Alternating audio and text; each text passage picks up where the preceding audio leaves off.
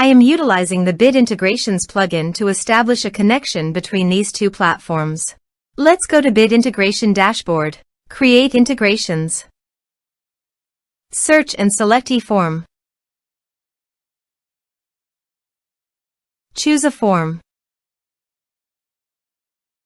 Next. Search and select ActiveCampaign.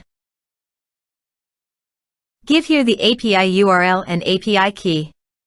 So go to the ActiveCampaign site and go to Settings and Developer. Under the developer you can show here API URL and API key. Copy the API URL and API key and paste it into the integration.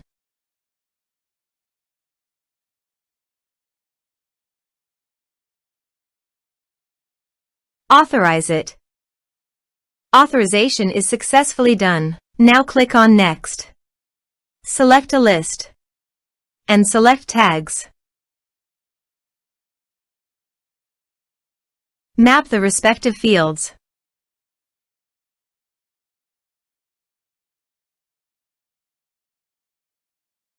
Under the action, you can update the ActiveCampaign by checking it. Here are advanced features in conditional logic. If you want, you can use it for your own requirement. Click on Next, finish and save it. Let's submit the form.